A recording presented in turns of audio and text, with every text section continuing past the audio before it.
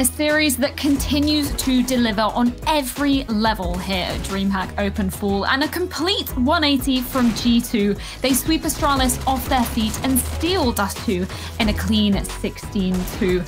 Maniac, a complete turnaround from what we saw on Nuke. And G2, they kickstarted it with a flawless T-side, sorry.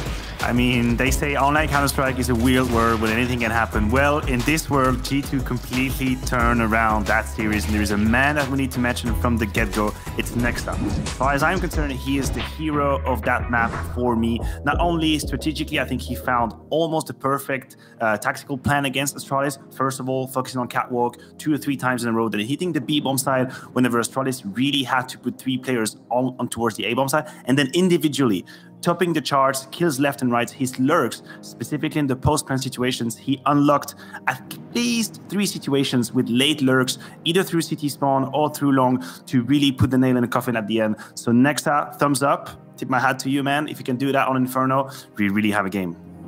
Yeah, it's going to be incredible to witness. And we saw a stat during the game, Maui. What was it? 11 opening picks from the first half from Astralis, but only managing to convert that to 2 rounds on the scoreboard. So where were the holes for the Astralis side here?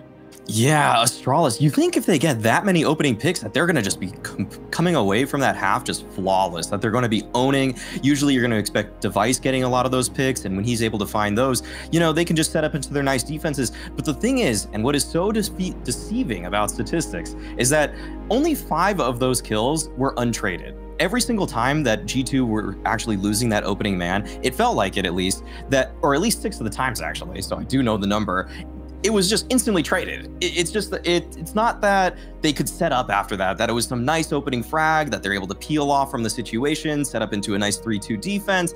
It was just G2 coming at them in the wolf pack, just sprinting at Catwalk, sprinting in the mid to B setup. And at that point, Astralis, they just couldn't hold on. They would find the opening kill because, you know, usually a guy is good for 1 in some of those 1 and done spots, but G2 were just right on each other's heels. And the pressure that they put on Astralis in those kinds of situations was so great. And even when Astralis did fall back into some nice setups, G2, they made great reads. Like Maniac said, Nexa on those lurks was able in those situations to command his troops to go to Catwalk or the mid to B play, but a lot of the times he was the one that was able to, in the late round, swing the tide, to turn the tide when they needed those kind of multi-frag kills. He was the one coming up with it, and the pack mentality from G2 really helped them run away with this one here.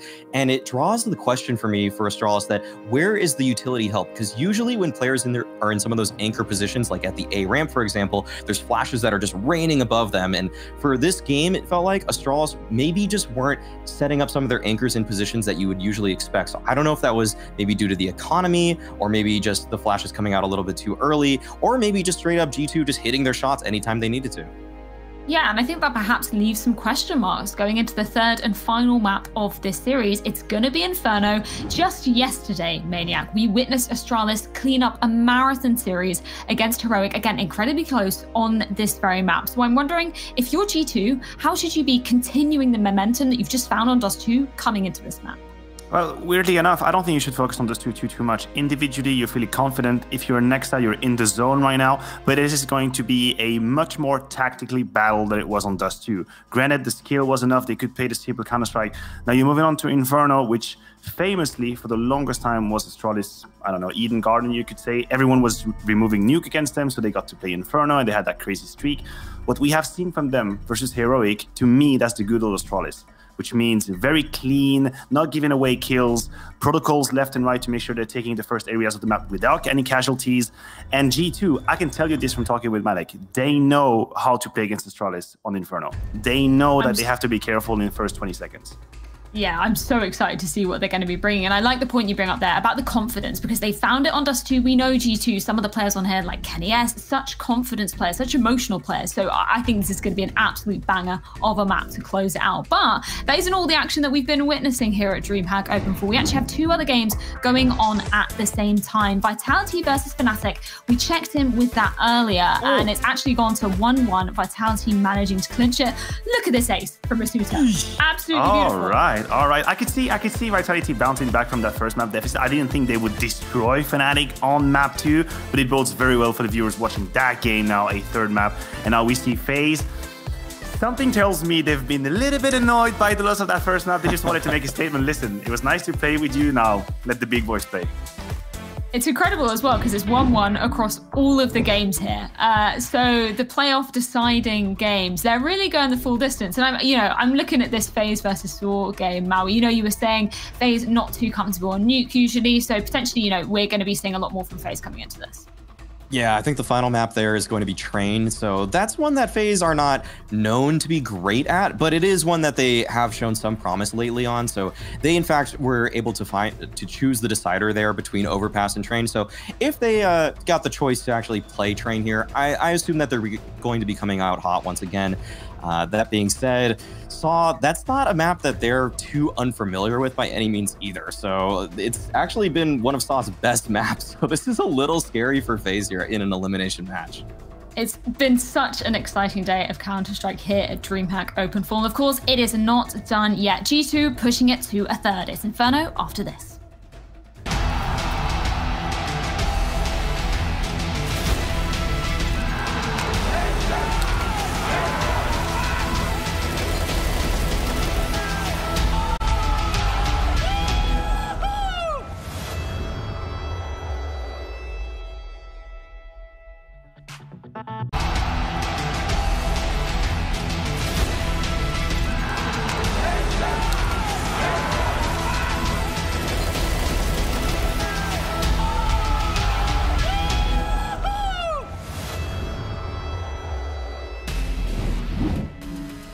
Hello and welcome back to the second best of 3 of the day here on the A stream. It's Scrawny and Launders. It's G2 Esports and Astralis.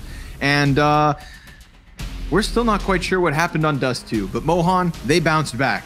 They bounced back in convincing fashion. G2 do have a little life left in them. A little French je ne sais pas. And well, are you ready? Because it's Inferno.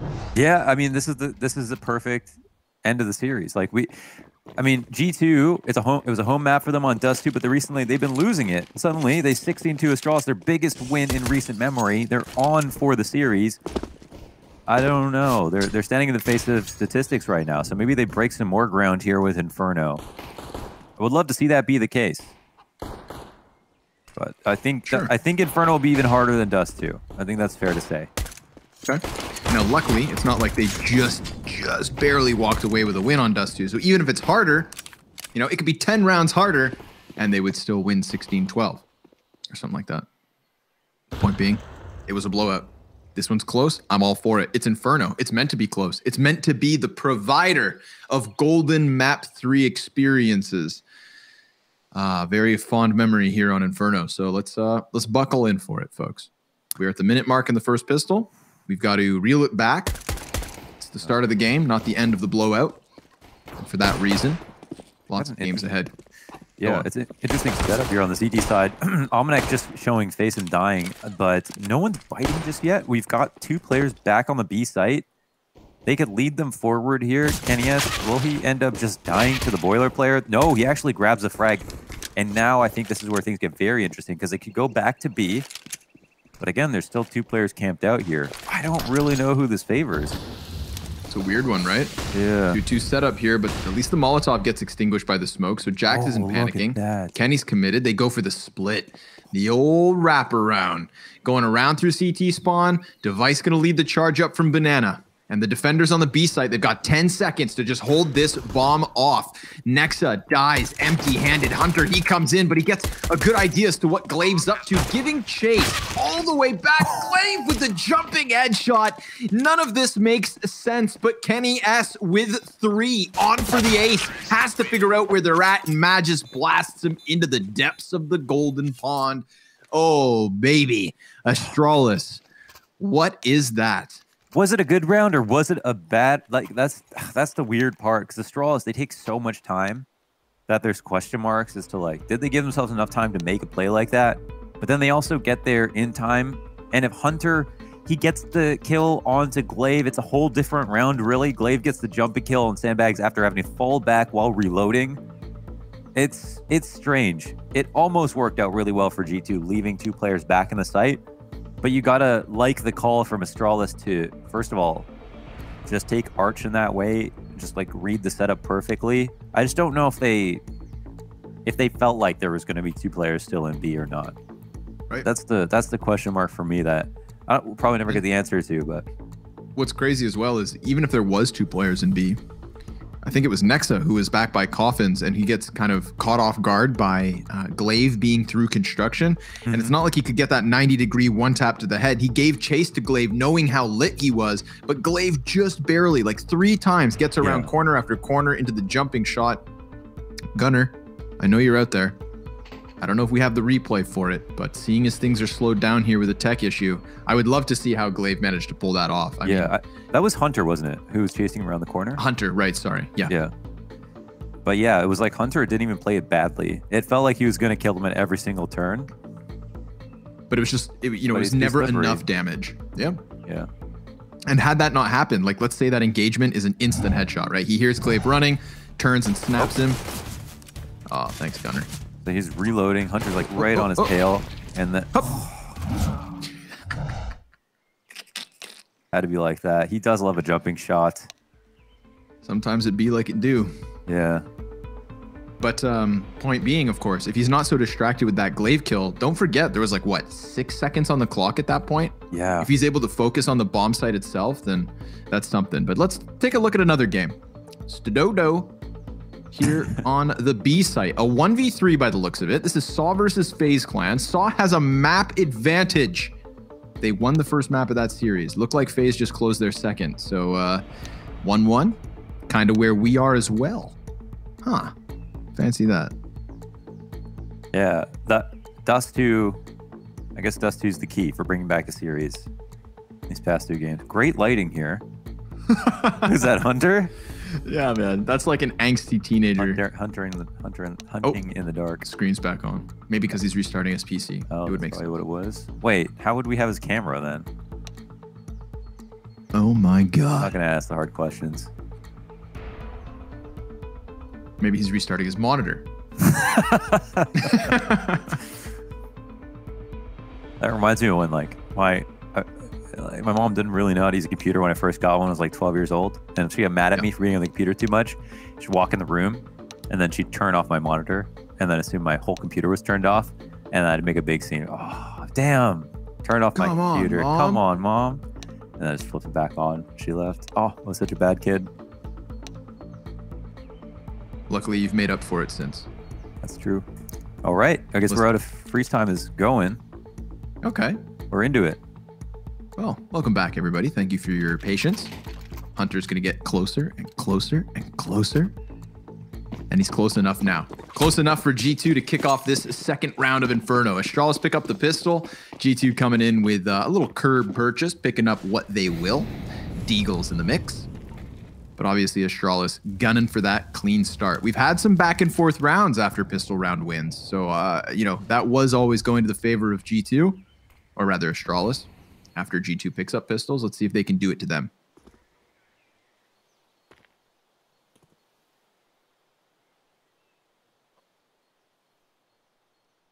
What's interesting about Device's position on this map, he's always the guy who goes out towards B and takes a ton of damage and tries to hold back when they push, plays a very key role.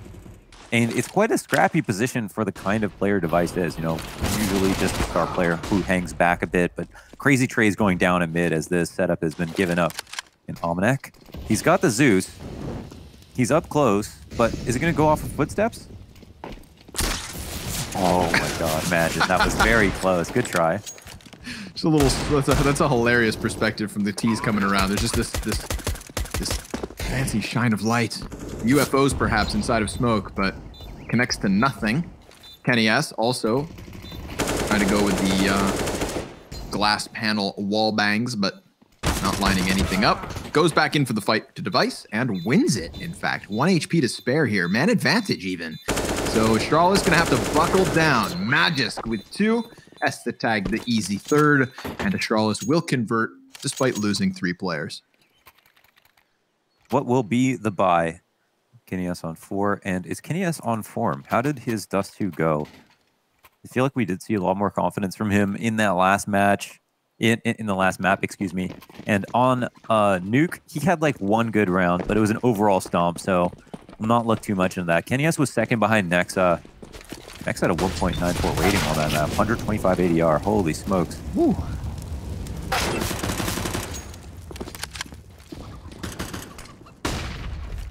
And Kenny S, 1.68, 97 ADR. Everyone was really fragging, especially the top three. Kenny S, Nexa, Omnek. I told Maniac they might come back, but it won't be because of the Frenchman. I was wrong. It was all about the Frenchman. Yeah, so yes, wrong. Sir. Well, not Jax. Jax did still struggle in that first one. I think he was like 1 in 7 in opening duels. But hey, when you win 16-2, not all stars have to shine. Here we have it. Astralis about to make mince meat of the CTs set up on B. Glaive jumping across towards Coffin. Actually gets stopped by the P2K. Dupree trades, 50 seconds left over. They're starting to size up the threat here. Damage being done in both directions. But nobody from Astralis, from Banana, actually having to fully commit. You know, they size up, they get their trade frags, and then the bomb moves over to the point of which it can't return. Jax, the man to bring it all back. Dupree's sitting on the 3K. Will he get the 4th? Or will Jax wipe the floor with what's left of Astralis? Kind of has the element of surprise here, but there's plenty of eyes up from Astralis. So they should just easily trade frag once he comes around this corner. Boom! Headshot. Focuses forward towards Device. That AK now in hand makes things a little bit more interesting, but here comes Dupree from the troll hole. He pops up, hey there, and takes that 3rd round for Astralis. Yeah, critical moves by Dupree, 4 kills on the round. Astralis up 3-0, but Kenny immediately grabs onto that op. There's a good amount of damage, though, once they get the 3rd kill, especially. Yes. To keep Astralis at a constant deficit, Clave down to 0, everybody else 1 to 2K in the bank. Opening setup, lean towards B. Next is going to spot the Magis going logs on this default, and they get a huge amount of damage off of him because of it. Great nade. Then they back up. Is that enough for them? Are they content? Seems so. Obviously, Astralis kind of doing... They did this on Nuke a lot as well, man. Just leaving bomb back and kind of filtering across the map, sizing up, seeing what's open. Wow, they've really... Like, Arch has been open for a little while now, and it feels like Astralis are thinking about abusing it. Device also gets a kill on Kenny S. I don't even know where that came from, but that's an op down. B-site, sir. Going for the cross peak. So because of that, they don't expect Nexa to be in the exact same place as Kenny's corpse. Now that bomb's being called into the action, but with the kill and the 50 seconds left on the clock, they're going to divert because they found that arch play, which, as you said, has been open for so long. Despite them kind of being timid with the idea of rounding the corners, now's their chance. Hunter patiently back in the little pit, still gets found out by Esatag. Now Jax eats a grenade and then some. 42 HP left after, and he's killed. Esatag's doing good work, but here comes Nexa. 2 crisp headshots out of Library. Good thing there was a 3rd player there. Esatag has 3 kills in the round and then picks up the bomb to get the plant. This pushes the clutch onto Amanek, and seeing as he has Kenny's op, Kenny's telling him to save, which he'll have to. A 4th round for Astralis on this T side. Yeah, there was a very heavy lean towards B. I mean, they did call out how much Astralis committed over there, and the only reason that they got the kill on Device was because of, you know, Nexa not being, or Nexa doubling up with Kenny S. So on the one hand, it's a very strange round. On the one hand, of course, Astralis abused the fact that they opened up Arch, but I feel like Hunter, I didn't see it from his perspective, but I feel like he wanted to take the duel from Mini Pit on the player peeking around Arch, and then just lost to Glaive. That made things a bit sketchy. Nexa does his best to bring it back. Overall, kind of a hard round to call from the perspective of who played it better. There were positives and minuses for both sides. There was S-tags, yeah. So like Hunter's waiting for that. You know, he has no other job really, but still just loses the duel. So it's kind of like they left it open, but at least they knew that what they were dealing with. And Nexa did come back in time to make sure no one was in CT spawn. So they had some options covered, but they still lose the round.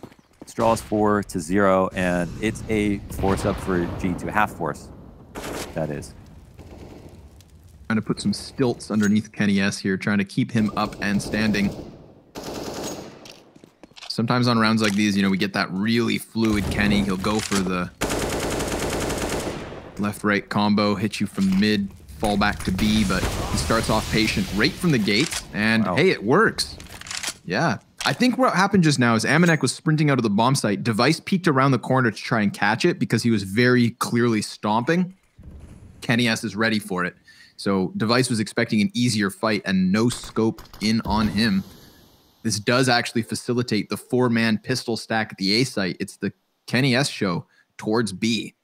And currently there was no one, but you can see Glaive starting to work back that way with bomb. Astralis currently split 2-2. Device has been taking a ton of liberties on the way he's been entering B in these past couple of rounds. Oh, Kenny. Oh man, that almost looked like a collat lineup. Instead, it'll be Magus to be the beneficiary off that peak. That's the op down. I don't know if they take this for Device in the following rounds or they just keep the 5 rifle setup going now, but nightmare situation for the CTs. They got Beagles, but they're all in retake spots. And they'll, again, just try to get some damage in before this round ends. I wasn't sure for a moment whether we saw Astralis go back to Banana just to throw some flashbangs so that Kenny would call for the pistols to come help him. Oh! Did Hunter just get that off? Yes, he did. Man, it's got longer arms than me. Sneaks in and steals it. And does he exit with it? That's the bigger question. No, sir. Esatag inside of the smoke will find him. So Astralis, a flawless start. 5 rounds to 0. Looked like Kenny S was going to do something, but Astralis didn't quite fall for that 4-man stack. And once they brought it back towards B, Magisk just bests Kenny with a very crisp AK headshot. And once that happened, it was always stacked against G2. So we find ourselves in a pause being called. They need to find the solution. They need to get on the board. These Zoomers and their rifles. 56% of Kenny S's kills this year have been with the AWP, compared to 44% in 2013 and 50% in 2014. What about 2015, 16, 17, 18, and 19? I was curious about a couple of those middle years too, but that is interesting because that's when he was just like running a tirade, basically, you know, always opping. Every highlight was an op kill. But yeah, interesting. Opping even more. Yeah. I think things are just a bit more defined on some of these maps now. Saving for the op. People saving 4 ops for Kenny. And yeah, when it's part of the plan on certain CT sides, they just are not going forward unless he has one. Yep. So less compromises that happen now, I guess. He's committed to the craft. Yeah. I think he's earned it, you know? There was times where he'd have to play with a rifle. Now everybody knows Kenny S is pretty damn good with a sniper.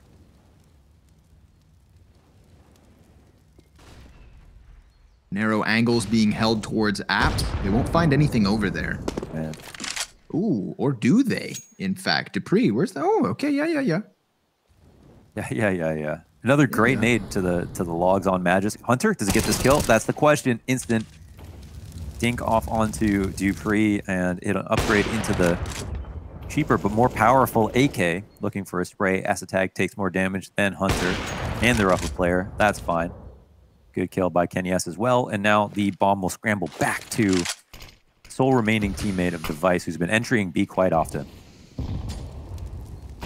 Ouch. Oh, this hits hard. Beautiful. Yeah. Oh, it's just all over the place, man. Poor Device. Amanek just back behind the site. Eats a flashbang for the time being. 2 T's in front of him.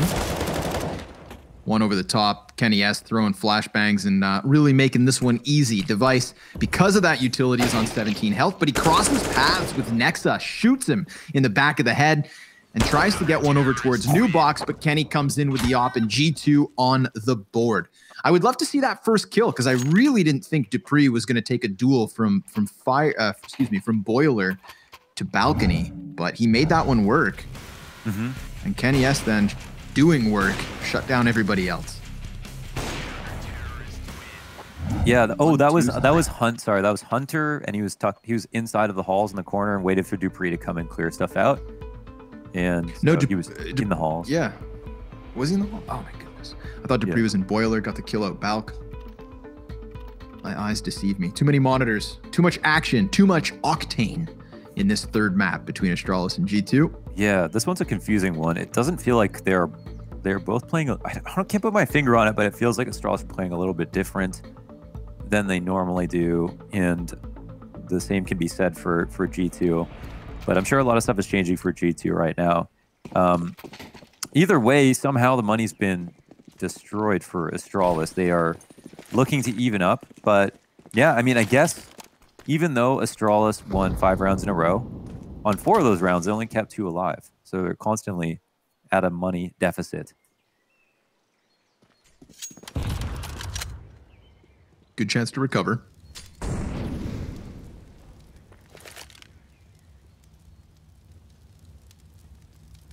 But with what? Flashbangs and frags, all that's left over at this point.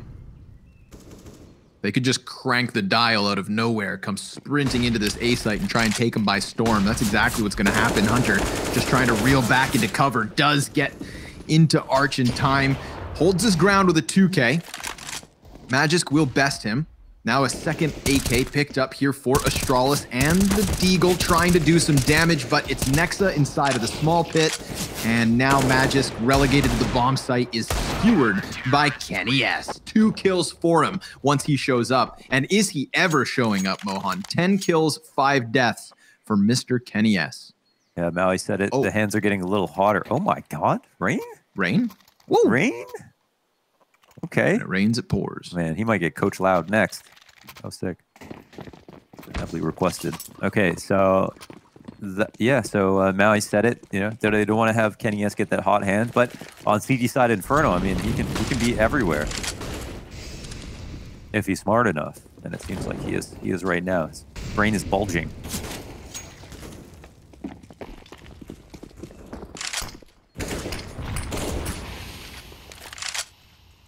Starting to give a bit more attention back towards Banana, but man, G2 have really kind of forfeited control of top Banana. It's true, yeah. They're playing it like just trying to get the info for the grenades and then falling back. The only thing that's good about that is that they're at least making sure to get the damage off before they fall back.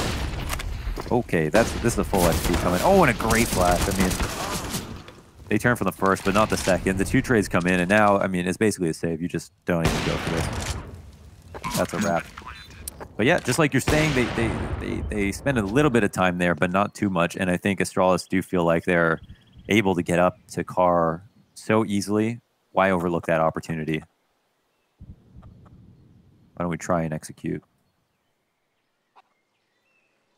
I think the weakness of such a setup, however, is that in a round like this, where Astralis aren't coming in with everything, well, they just stampede right in. They get up close and personal, and it's all good. No warning sign, really, for G2, you know, playing behind those smoke grenades. It's not like Astralis were pummeling them with obvious frags. Dupree with a parting gift. A late-night kiss to Jax. Takes his weapon away. Leaves Kenny and Hunter sure enough to save. But will it be enough? Yeah, it should be. It's going to bottom out the bank accounts, however, of G2. So the economy stringing and relying on this 9th round. Astralis leading by 4, 6-2 on this T side of map 3. Not quite the blowout we had on Dust 2, but G2 still have some life in them. You can see it. You can see the flicker.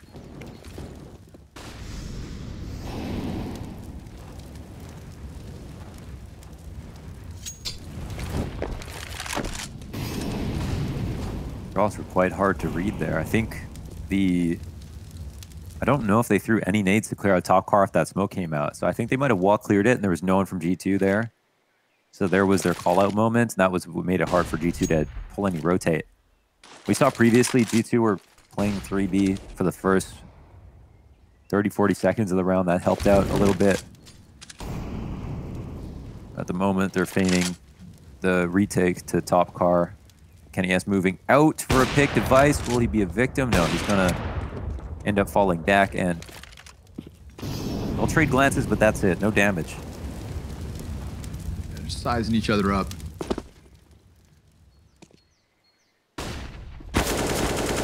There's the fight, though. Device denies Nexa. There was an attempt there for the flashbang, but Device dodges it.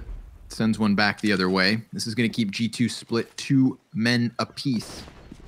There was a chance there where they tried to re-aggress into Banana. Maybe they could have cut off Bomb. Maybe they could have killed a couple players, but inside of the smoke and fire now, it is G2 to make the call. They're going to hard rotate over to the A site, but is it fast enough? Jax sees nothing. Hunter in the site is dead immediately.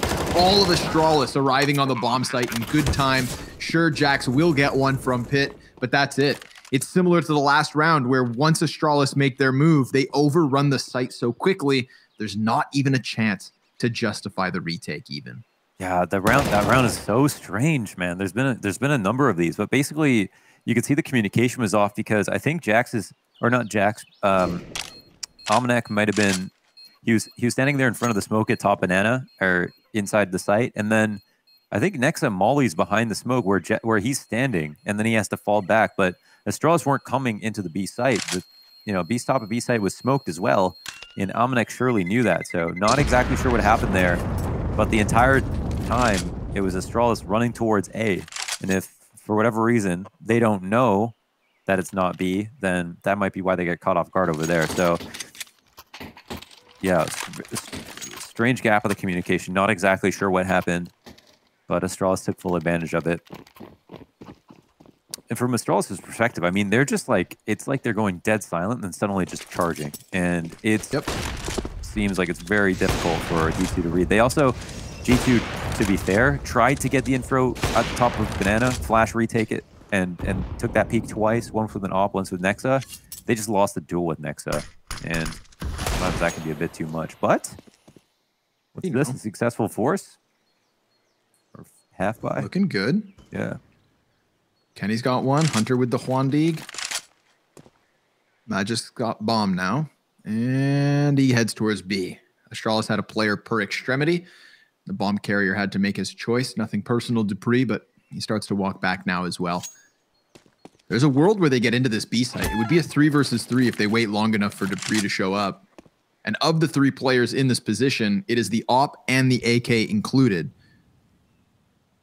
2 of 5 players with primaries, both of which on this bomb site. Kenny S up close, dying to Magis. That could accelerate the execute. They see Nexa on the Deagle, but we do have Amanek here on the rifle. He's above second oranges, just trying to hold the line. Device swings wide and dies first. Nexa with the headshot on the Deagle. Dupree has a chance, but it's Amanek to swing this one back. Good thing both the weapons were on that B bomb site. G2 stacking appropriately and winning a round they had no business really taking. They've been using a forward player as kind of a bait. I mean, this is really just a mechanical showcase for Nexa, of course.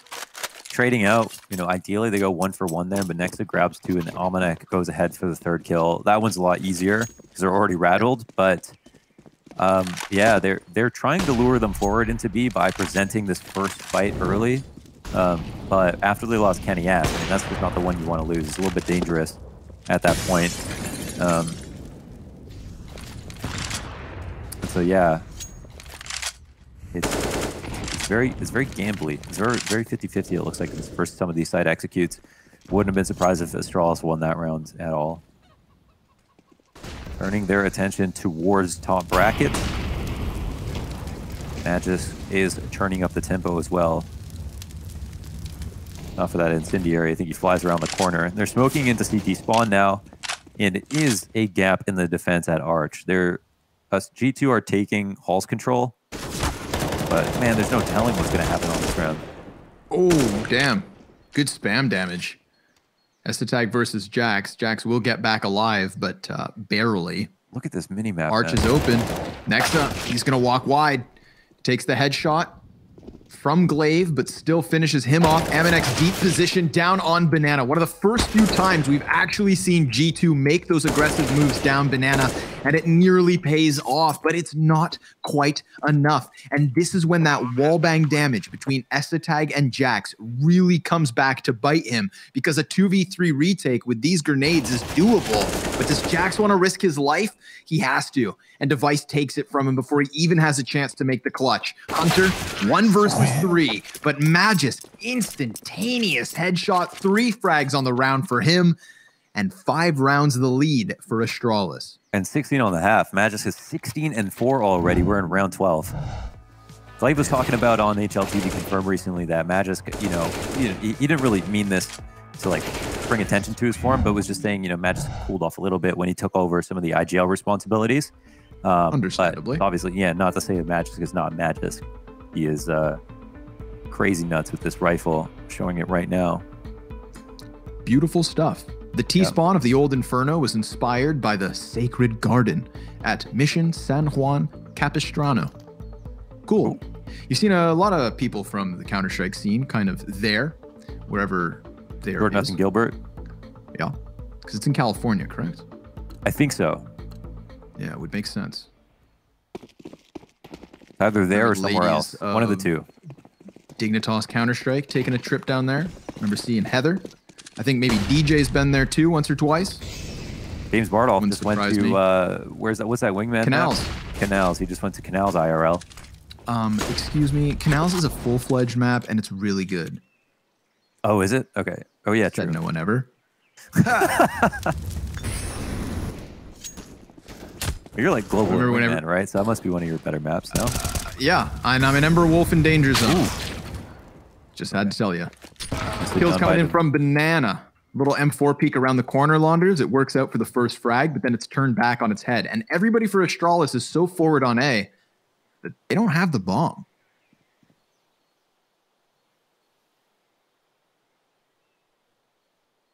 I'm trying to awkward sneak into, spot. Yeah, very awkward. Like, yeah, I mean, if not having the bomb with only 3 up, but like, who are they going to give up in the setup? Probably Esatag. What happens? Could G2 kind of give them this? They're just sitting and waiting. They're so trying. If they go, yeah. Yep. The time is not on their side. Didn't want to give away the control they had fought for because they know that it might not be as easy to retake once they have left here the first time. Yeah. But somebody has to leave for bomb. So in doing so, maybe they redirect over towards the B site. Who knows? Nexa, he is hiding behind car. Here's Glaive with the utility and just shoots him in the back of the head. That's 2 rounds now. Either Amanek deep on logs or Nexa now behind the vehicle.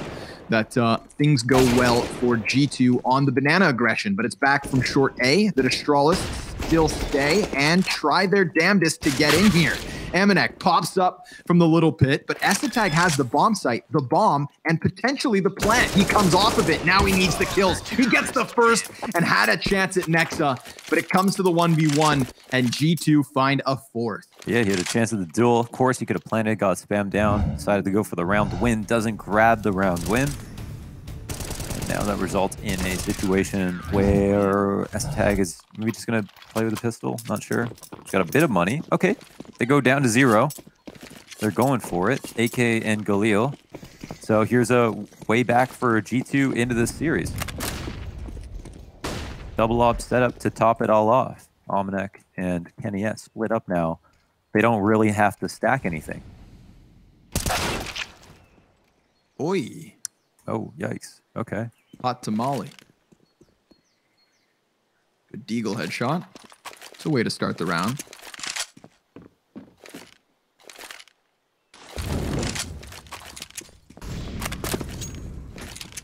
Yes, he's toying with the idea of a mid peak here. There's not much to hold him back. I mean, Glade is just kind of jiggling it, which is dangerous. Device will be wounded, as is Amanek, trading shots. Both players still staying up. Well, they got info on 2 ops, so I don't think they're exactly happy about that, even with a 5v4. But it feels like it's going to be a move towards B and Molotovs. They've got plenty. And these guys are in the most Molotovable positions. Nexa sitting with a smoke out, understanding that he's going to have to create cover for himself in a second. Amanek, though, he is knocking on death's door. 1 flash and a Molotov, and he is screwed. Here it comes. Ooh, nice flashbangs though. Both of those, a third flashbang. I feel like the flashes do more than the smoke in terms of keeping Astralis at bay this time, but then it's 2 instant kills once they regain their vision.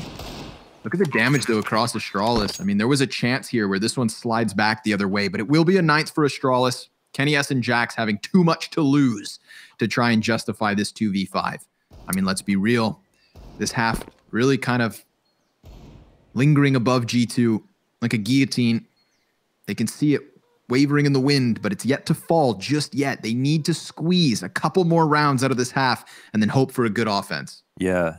The 2 problems right now is when G2 go for bottom B control, Astralis are always abusing Arch to B and consistently calling that out because obviously Glaive is just going to do that every single time. And then, yeah, the other thing is when they don't, these full B execs are just hard to deal with. This was a round where they barely had any good guns, but it was just all about nades to create space. Even with the good counter flashes from G2 on the site, it almost felt like the op was holding them back. I mean, Omnic had to find an opening basically as they were crossing, not when they got across. So also kind of a strange round to look for information out of Halls with the 2 ops in hand. But that being said, they maybe still would have been in a 2-3 setup and still been equally as weak at B. Kenny goes for an early pick, but not too flamboyant of an initial peak because there's nobody there to help him, Lunders. It is very much just Kenny S alone on the B site. 4 members up for G2, which means they can definitely justify a risk. And Jax does exactly that, pushing on his own into the apartment, able to open up shop versus Essetag. This is a great start for G2, but they have to close the round. And that could include putting a second player over towards the B site to lend a hand to Kenny.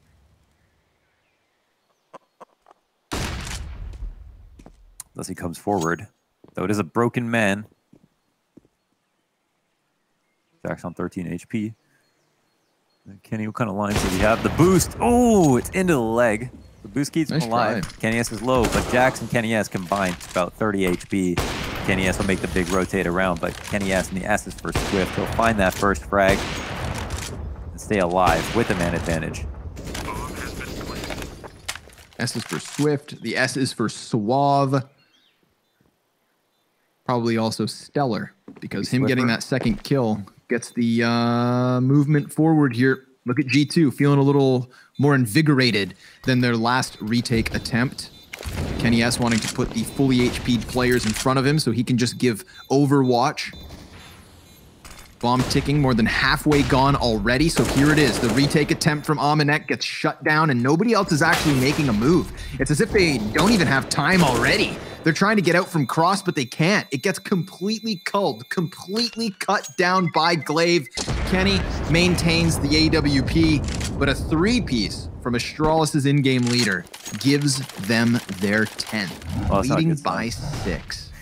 Yeah, that's not a good sign, is it? They did not have enough time to win that round from the point of that execute. Yeah, could have just saved for this one. So communication was a bit jumbled up. It was actually a decent start to the round despite losing Jax, having Kenny get the kill. Again, it was 4v3, but they didn't just move forward with the nades. So it's been a strange one. Good to see the tack timeouts being called to get things sorted out. See what they can do better. I think if there's one strat I would like to see is them do banana control, but then have a double arch setup and see if Astralis will try to take over arch and then maybe somebody being cubby, someone would be on the other side of it to draw attention away from it and see if they just die lurking, because it feels like Glaive has been trying to exploit that whenever it's open. Looks like with that 4K from Coldzera as well versus Saw, that even with them winning that first map, the tenured, experienced players of FaZe Clan starting to take that third map away from them. Could have been a crazy upset, of which we've had some already here. DreamHack open fall. But looking back, honestly, good yeah, they are. It's nice to have those up-and-coming Tier 2 teams in Europe. Next up, that's a blowout. He just a headshot. Hunter, he just walked through the smoke. Yeah. No smoke, no flash, no help. Nope. They're Astralis blunders. Yeah, that's true. They can do what they want. Allow it. Allow it. 5-2 is what this A site is looking like, unless Kenny S can be the third trying to get in over on Arch, but Arch doesn't need to be watched. It's an all-in from Apartments and Short at the moment, or at least it could be. It looked like they were about to hit, but then they paused. They pondered. And they wait, because Kenny S just got into position, as if he knows that Arch may not be needed here, but then he's called back towards it because the smoke grenade fades. So in Astralis doing this, I mean, unless they give time for Kenny S to peek mid, they could just hit the bomb site. But no, Kenny, he's going to peek in. There's nobody watching Arch, and Kenny, he misses the first shot. That's going to expedite the hit. Now they're moving inwards. That's a shock prod to the back leg, and Kenny S is still hunting with Hunter on that bomb site. 2 frags off of the Yump. A 5th round for G2 to close the first half. But I mean, 10 rounds for Astralis on the start of their defensive side. It's an uphill battle for the Frenchman and co. Join us after the break to see how it goes.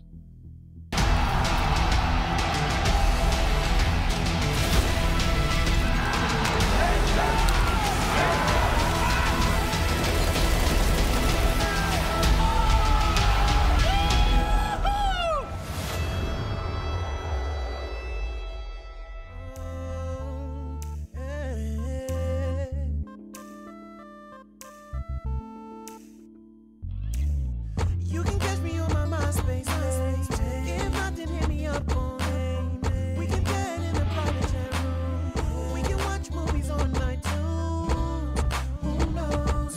We might just meet for real. But now you're still in my online life.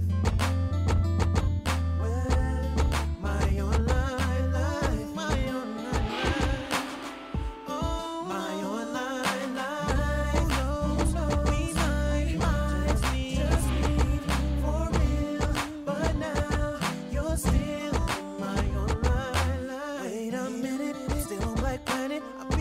Facebook soon. I got your message, checking my mail, get right back to you. Who knows? We might just be for real, but now you're still in my online life. I don't really have to go nowhere. My search engine takes me there. My house, my car, my girl, my shoes, the clothes I wear. I don't really have to go nowhere.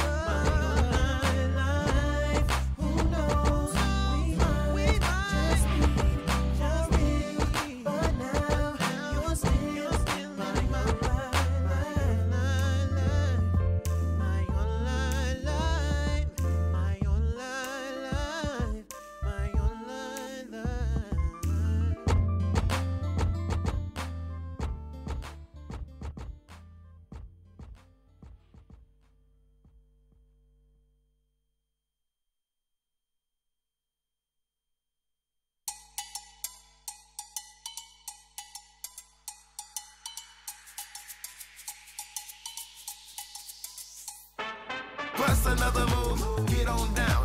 Bust another move, get on down. Bust another move, get on down. Bust another move, get on down, down. Watch me groove, I move, I get so loose, I lose my cool. Watch me groove, I move, I get so loose, I lose my cool. Fly.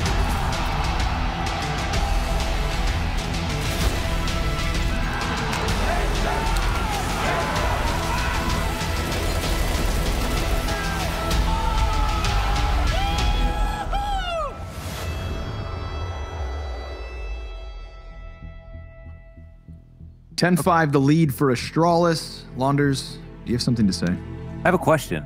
Okay. Yes. So there's a match in their stream, Vitality versus Fnatic. It ends in 3 maps. Okay. Zywoo starts out the first map 10 and 17. He ends on Inferno 10 and 17. How many kills does he end with at the end of the series? I would say 27. 79. What? On Nuke, he goes Sorry. 30 and 11. And then on Mirage, not an overtime game, 16-10, goes 39 and 12. Oh, mon Dieu. He was born on the day that Counter-Strike was invented and all that. I mean, I don't know, Yeah. man. That is something, I don't know. That's something else. And that's to knock out, that's Group A winners match. Vitality win 2-1 because of that. Holy crap. Are we sure he wasn't created in a lab specifically to play Counter-Strike? The same one that Buzz Lightyear was created in. Yeah. There's a chance. He's task There's a animated. Man, that's kind of crazy. That's I mean, listen, we're talking about one of the best players in the world. Somebody who has not just like an incredible team and infrastructure. I mean, like, listen, Device is one of the best players in the world, but he's not quite Zywoo, you know? Different careers, different teams, different positions, and however or not. But I mean, let's be real. Zywoo just cut from a different cloth. But let's see. Okay, we're jumping back into the game here. Mainstream G2 Astralis. Was Dust 2 just the result of a bunch of pent-up aggression? The fact that G2 have struggled to win series as of late, and they took it out on Astralis for one map just to fall flat here in the third? It's time to find out. They have 5 rounds after their CT side of Inferno. Nothing to really be proud about. And Astralis, oh my God, the confidence. Just running rampant down mid into alt, finding the bomb with headshots in abundance. Estetag still anchoring middle. I mean, these poor G2 players have nowhere to go. Man, Astralis is just pushing way more these days and it's working out. This is a little bit of heroic. Okay, so I actually did a demo that's not up yet on Kenny S on their T side because I was trying to look at why G2 have been kind of, you know, not doing so hot. And, you know, I was actually at the demo versus Heroic, where Heroic were just pushing mid like every single round. And that's why I feel like it's influenced like, the way that a lot of teams are playing right now, where there's just more pushing on CT side, just more getting info, more going for the peaks, and utilizing their talent, getting just too much information early on. Of course, I mean, you could, you know, look at Furia and say that that's influenced teams on the other side of the world. I'm sure. Sure. I'm sure it has. But yeah, there's a lot of that going on right now. And it is a very exciting bug. I like it. Jax trying to get out from balcony as Nexa clears out Arch. That is a good kill for Jax to pick up. Keeps all of his health in the meantime, throws the flash out. Glaive just stampeding across, makes an abundance of noise, and it costs him his life. But right thereafter, everything goes the way of Astralis. So that is an 11-5 lead with the economy in their back pocket. 21-7 is Magisk. It's easy to kind of look away from the scoreboard and just assume that Astralis is this constant and consistent spread kill feed, but not on this map. It is Magisk and Dupree at the top heavy side of things. Here's where you smoke down aggressively, take some peeks, throw some grenades. Boom. Make them mad. They do run up, instant headshot, but it is a Glock dink. It's for what it's worth. But some more utility damage, a bit delayed towards B stairs, mid stairs. Them stairs. Them stairs. Being held now by anybody, so they have to turn their attention back. Estetag is tucked into the logs. No armor on these 3 players. This Mac MP9 could rip him to shreds. Hunter trying to clear it, but Estetag comes out wide enough. The gun goes dry. Oh, and he denies the knife. Kenny S trying to get that early up. 12 HP. Kenny will be disappointed to know that only 12 HP was what was left over. 7 rounds the lead for Astralis. We've got M4s mixed in with SMGs and AKs on the other side. Kenny S in dead chat. HP question mark. So you're right. Please. Curious. And you know what? Estetag didn't even respond to him. Oh my god. Maybe next round. Yeah. Try again. Estetag takes the exact same position. Come get some. And throws a decoy on it. No. That's out of the T side. Well, G2 timidly spread the map where the CTs haven't gone to. Okay, they've got some territory, but the CTs have taken all the prime positions. Oh, All the just being beachfront these nades property. has a psychological effect, you know? Seeing all these deep grenades late into the round. But G2 will try to ignore it. One strat I do like that they do is where they'll just throw... Oh, actually, that flash is great. They'll peek and get some information. They just had a number of traps, and we can see they're just a bit more proactive about taking banana control compared to G2, who were hanging back a lot more and relying on stacks. But so far, so good for the T's, honestly.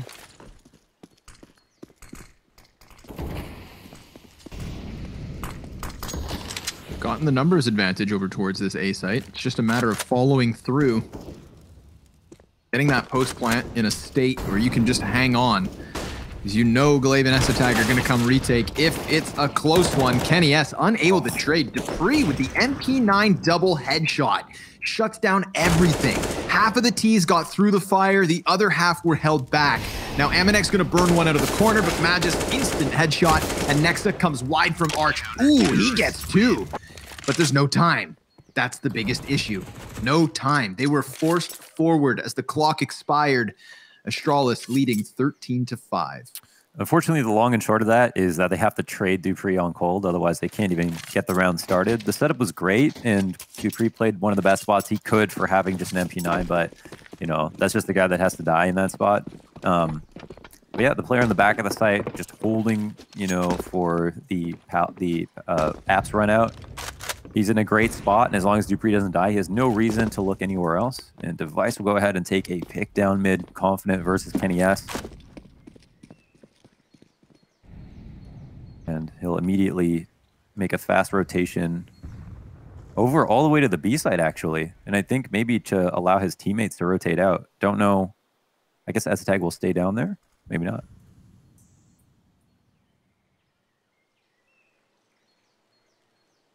Yeah, and this is when it sucks to be a T. You know, the op got away with the kill, and now they have 4A set up. G2 lacks some information. They lack critical information, Pepe laugh.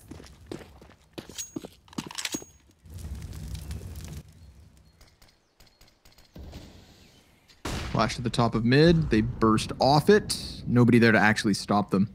Esatag invites them to round the corner of Arch because he and his teammate are ready. But with Hunter's Deagle, that's actually to call Glaive to the opposite side. He has to double back. They've lost a player on each side of the A site. Device actually reeling back from Banana because he doesn't want to die and open that side of the map. But in fact, that is where G2 are heading. So as long as Device just hangs out on coffins, either slows this down, topples one, does what he needs to. He could just deny the plant even. We're at that 20-second mark. Again, G2 just kind of faltering to old grandfather time. No nades, no flashes. No, just Get dry soft peeks. shots. Yeah. They do have that AK. You know, Nexa could get the headshot and plant, but now with the molly, there's just no chance at all. Unless Device peeks it, which he won't. Nexa, fake plant. Ooh, if he dies after time, this would be awful. And there he goes. From bad to worse. Astralis sitting pretty on 14, and Nexa is dead broke. Yeah. Unfortunately, I mean, I guess fortunately they have enough money to buy, but they're forced to. So Nexa, I guess we'll pick up. He'll get dropped a deagle. I don't know if he'll just go for nades. But everyone else will have grenades as well, so he could maybe half armor smoke or something like that. He is like their best performing player right now and was coming off there, you know, as their best performing player on Dust 2. So that's tough. Players of 10 different nations have represented the G2 Oregon CSGO with three for Astralis. I'm trying to think. 3 for Astralis. Denmark, Sweden, Norway? Who was the... My guess. Didn't am I crazy? Did Rubino play? Wasn't he stand-in for Astralis once? Could have been. I can't remember. Maybe I'm Back. nuts. In hindsight, I will not try to guess the 10 of G2. Okay. So that was my best effort. Let's focus on this one, Mohan. 2 rounds away. Astralis looking to get that playoff spot.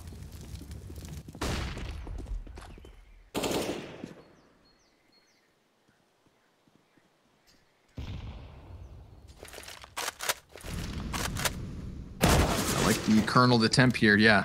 If one player can't get the entry, use 4 entry fraggers. And then off of the kill, sprint at this B bomb site where Ol Esatag is on his own. Let's see what he can make of this. This is a pressured situation. Jax is low. Good instant kill. Hunter's up next. There's the second. 19 health left over. A preemptive spray down is good to soften up Kenny S. And Esatag single-handedly has put his team in a position where they could still win this. Really has. Next, Phil had to squeeze water from Stone from this spot. Dupree's going to run right by him, however. And that makes things a bit interesting. A nice upgrade, yeah. His device is up close, and he manages, but then Kenny S trades it with a quick headshot of his own off of the AK. Magis back in spawn, barely alive. 12 health versus 100, turned to 78, but he's turned tail, tucked tail, and sprinted away to safety. This is G2 with a lifeline. A 6th round on the board, but still Astralis sitting pretty. Although I say that, it's not like they have that much money. Yeah, I mean, it's not like G2, though, do either, even coming off of this. Yeah, they've had one player stay alive in all of these rounds, one player saved stuff. Magisk has this wonderful KD to protect, 24 and 8.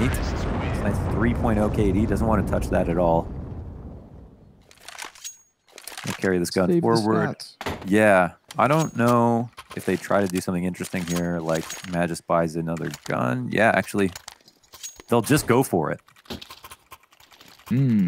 Looks like FaZe just took their win. That's FaZe with a victory. Vitality booking a spot in playoffs, if I saw the replay correct, and Astralis 2 rounds away from doing the same. Which means this is the last second game running. Still plenty of Counter-Strike action for you guys later today. 3 more BO3s, I believe. Also come back tomorrow and the next day and the next day after that. Dupree, MP9 to set up shop here in the 21st round. Denies any exit from Boiler and sticks around, but not for too long. With 3 players on this bomb site, they could just kernel up and welcome G2 to take it. But if they head back towards Banana, which is what it looks like, Esatag could have something to say. Yeah, they threw that flash to kind of lure them forward. They got another one coming. Does he call it? This could be everything. Well, there you go. Here right now. Oh, it's perfect. It is so good. Esatag 2 kills off of it. Glaive with the flash assist. Nexa runs in through this. The smoke and the molly not going to stop him. He has a mission and a bomb to plant on top.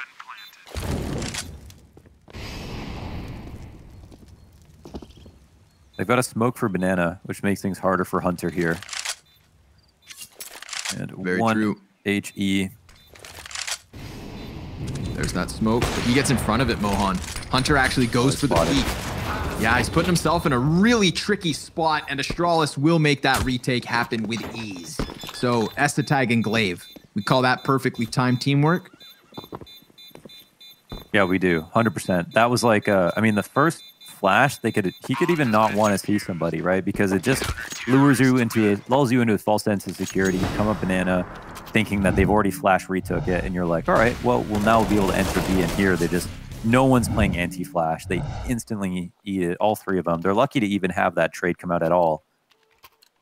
And I gotta love, there's a number of looks here from Astralis on Banana, whether it's pushing down or playing back or flash retaking. And there was a few of those looks, but there wasn't that many compared to Astralis from G2.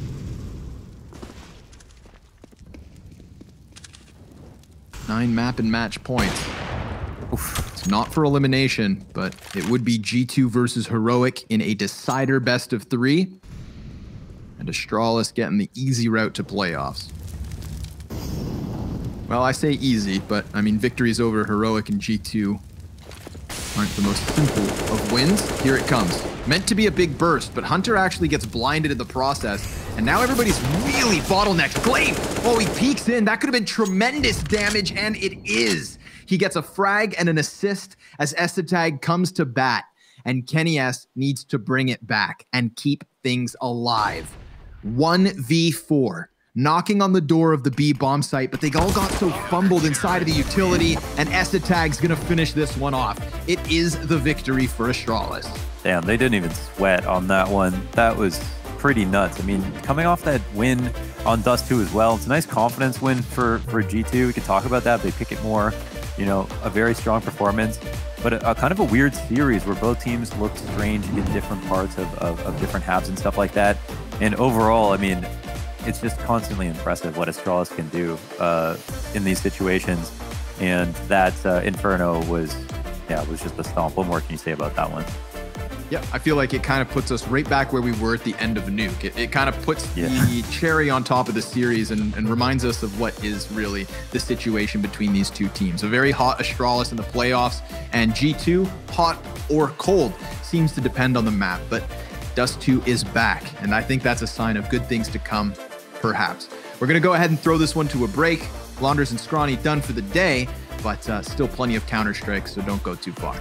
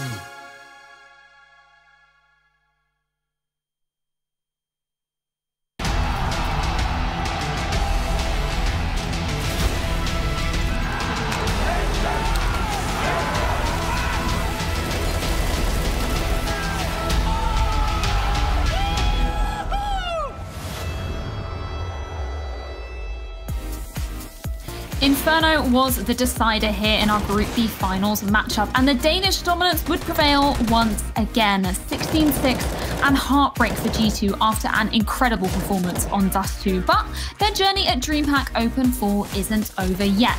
They'll be facing Heroic in our decider matchup tomorrow to determine who takes second place in our Group B. But before we get into that, we've got a hell of a lot to break down from that last matchup. Maui and Maniac are joining me to do so. And I think we should shine a light upon that T side from Astralis. Maniac, from your perspective, what was so key from Astralis in terms of them taking space in that first half?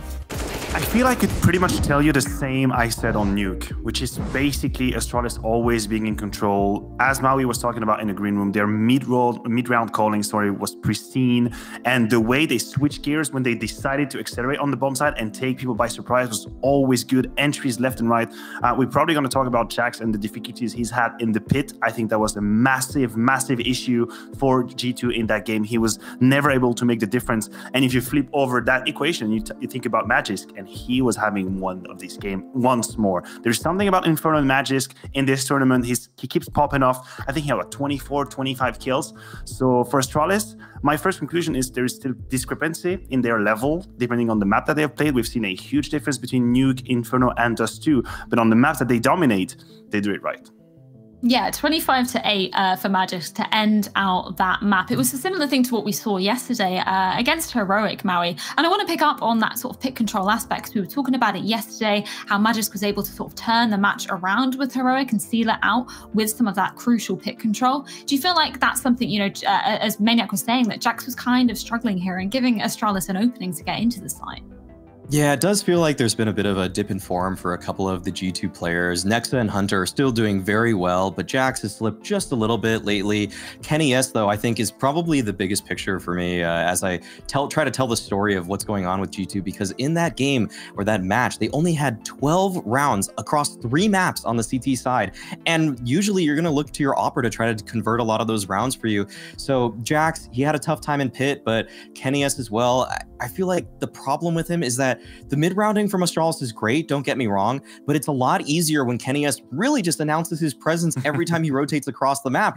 He'll start at Banana, shoot a couple shots through the half wall, show that he's there, and if he rotates towards Arch sometimes, he'll just go for a very wide swing towards middle. I mean, it's very clear to Glaive and the Astralis team where Kenny S is at all times on really all 3 of these maps. The only difference is that on Dust 2, you can't really always avoid the op. It's just everywhere at all times.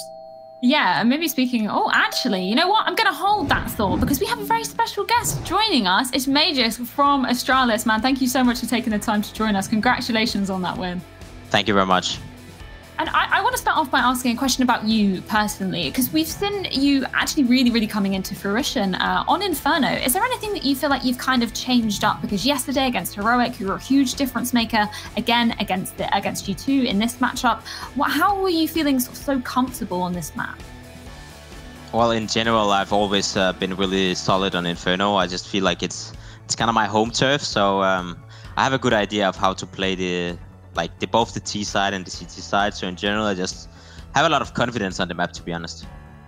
And then going back to Dust 2 just briefly, obviously it was a bit of a slip up from you guys. I just want to get a feeling for you, your mentality in terms of facing G2 on that map. You haven't really faced G2 in quite a while. So where were the issues for you in that game?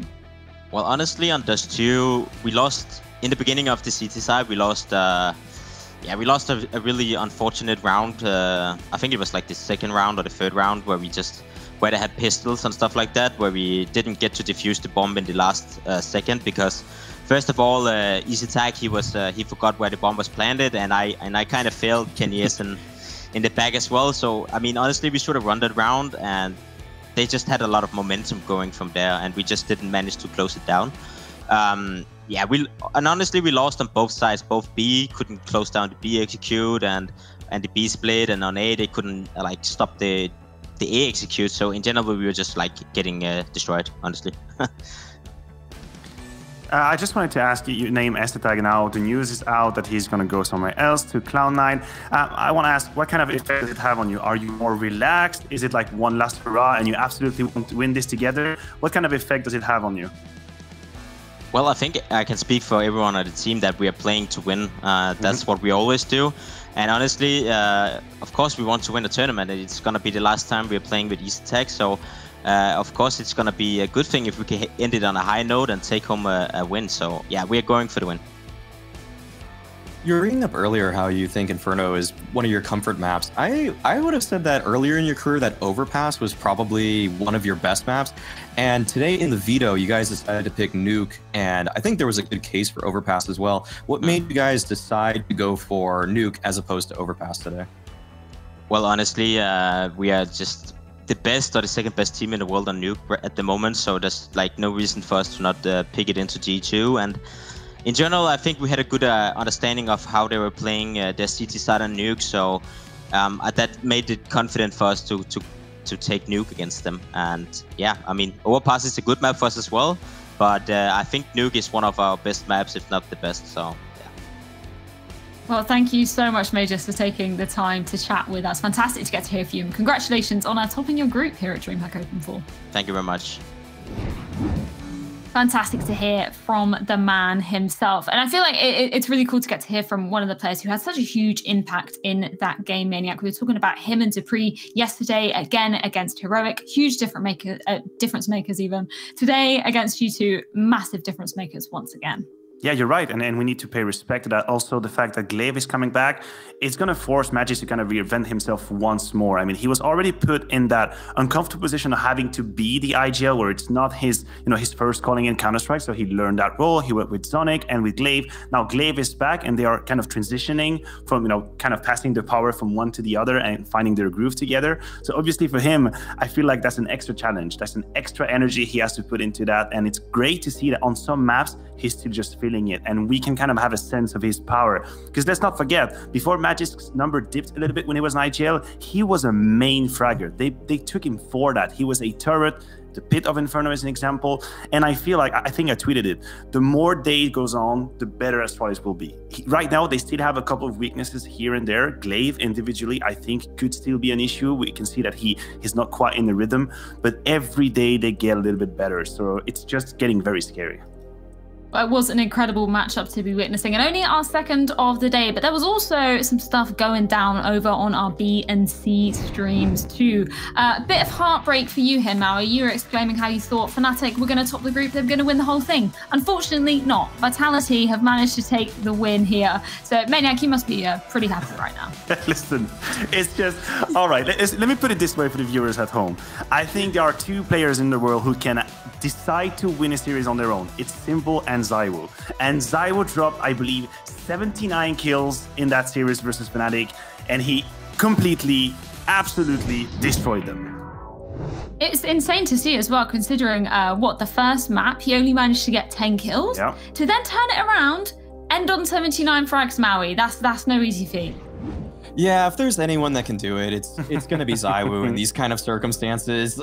Even Simple here, when his back is against the wall, like, we've seen him really impressed, but man, Vitality and ZywOo, at this point, it's just, if everyone on Vitality just puts one arm on the shoulders of ZywOo, he's going to carry them to the promised land eventually.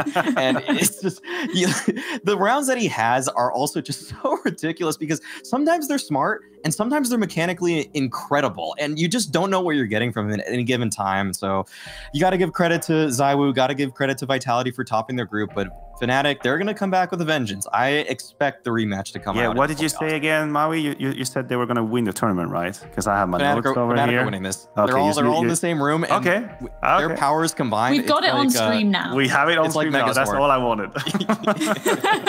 Oh, no, I said it on day one, too. I said I'll keep saying it. Until they're out of this tournament, Fnatic are taking this one. And we'll keep on bringing it up for you, Maui, until the bitter end. It's been an absolutely huge day. Oh, it won't be bitter. Gentlemen. It's not going to be.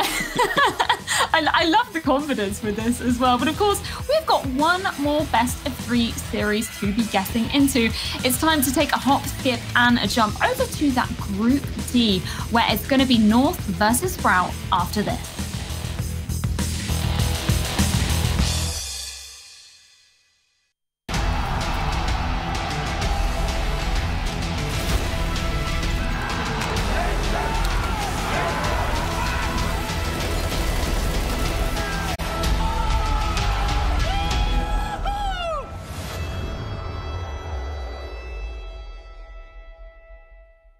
DreamHack Open is brought to you by Intel. Corsair, MSI, and Monster Energy.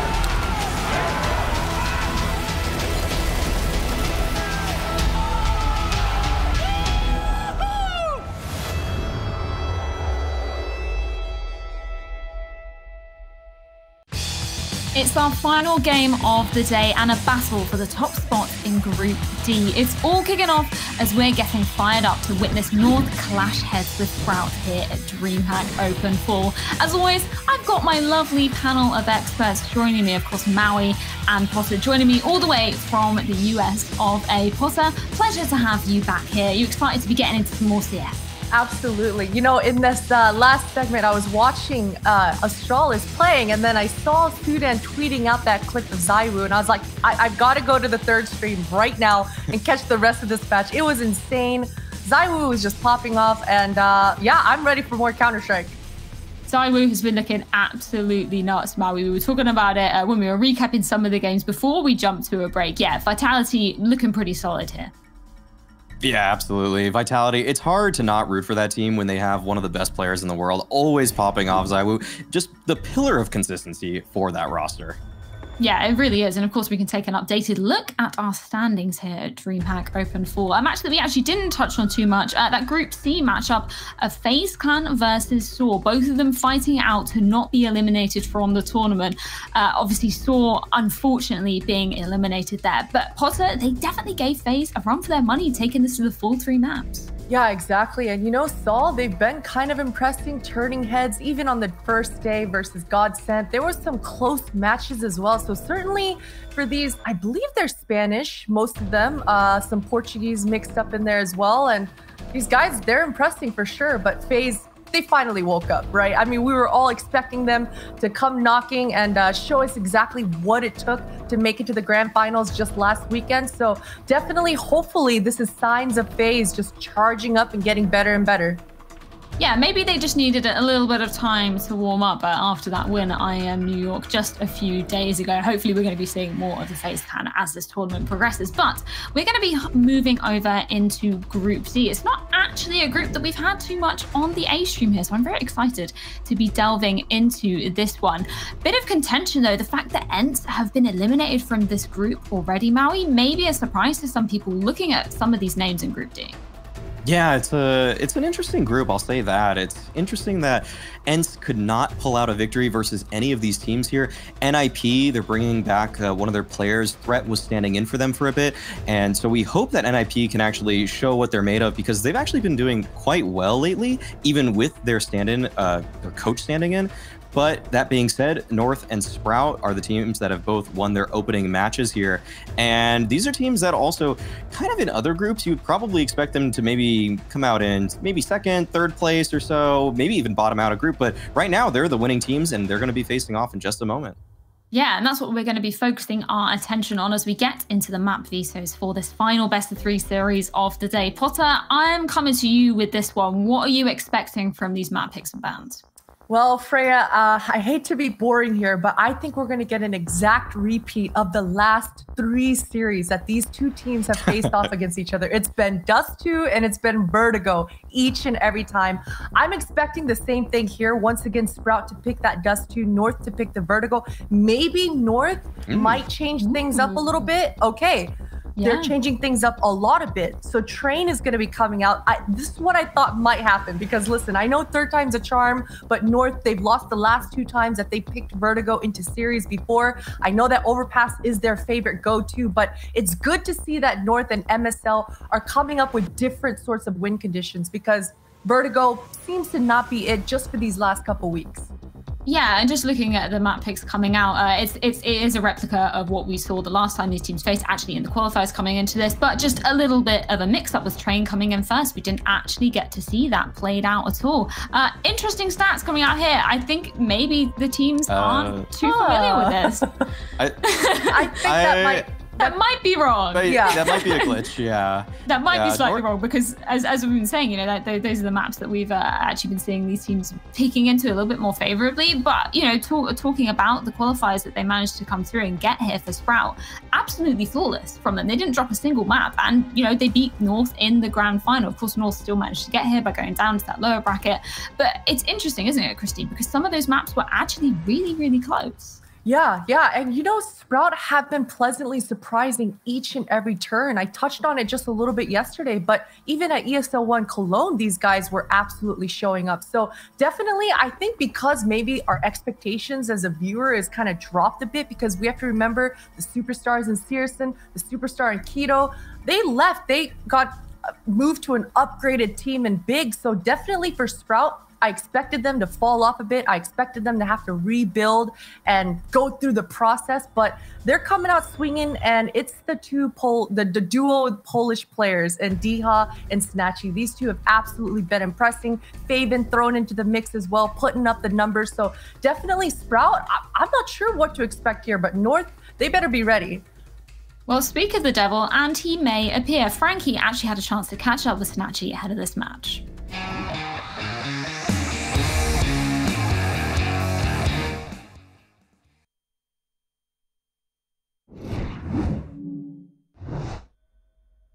Unfortunately, we're not going to be able to check in with Snatchy. Maybe, you know, he's hard at work preparing for this matchup. But I think it's an interesting topic that you were talking about, Potter. The main focuses that are going to be on this team. What do they kind of bring to the team as a whole, and what you've seen from some of their previous matches? It's got to be Snatchy's opping. You know, I know that Sprout, they had their little time with Oscar, but Snatchy, he's bringing a whole nother level to the Sprout side, finding those openings and constantly searching for more and more of those duels. So definitely this fresh look that Snatchy's bringing to this squad has been instrumental for their success.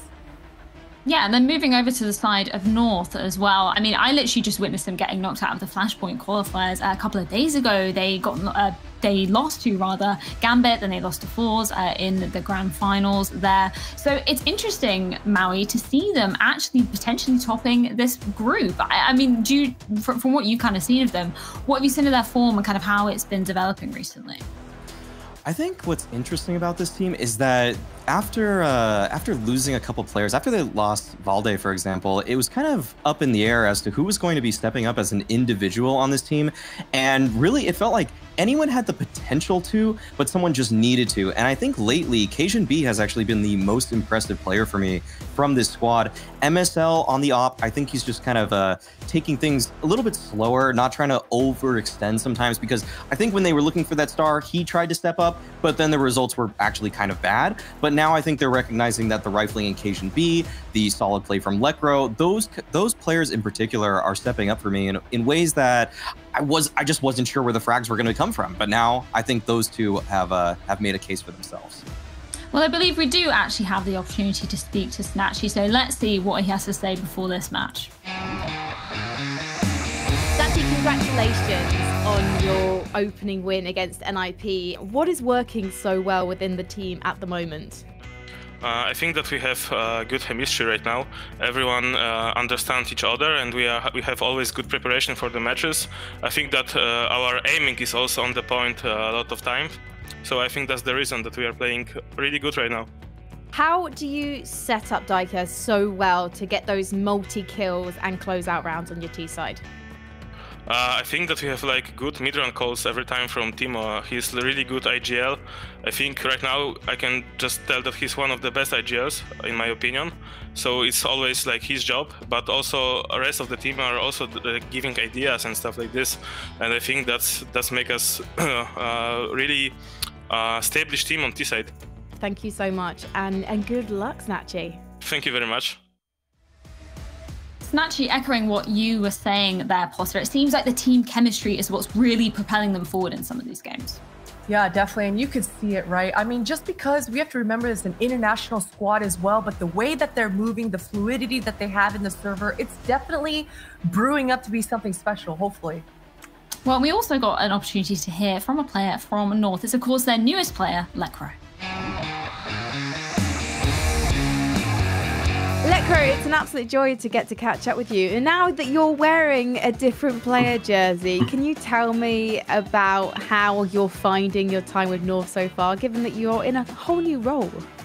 Yeah, it's brand new for me since I used to be the in-game leader, and I think it's great doing the entry fragging now, and I just have a full trust in my in-game leader, so that's so it's all good. So I can just focus on shooting people, and I'm really enjoying it. And I think the transition into the team has been really well, so I'm happy. You have got a rematch against Sprout. They did take you down in the qualifiers. Snatchy in particular went absolutely massive on Dust 2. So how have you planned to tackle that issue? I think when we played them in the qualifier, we already had planned, or I think this how we're gonna go in groups was already decided. So I think they played a bit more YOLO. And I think we're going to prepare for this kind of style more. So I'm pretty confident against them. You're feeling YOLO? Yeah. I love it. Lekro turned loose. Thank you for talking to me.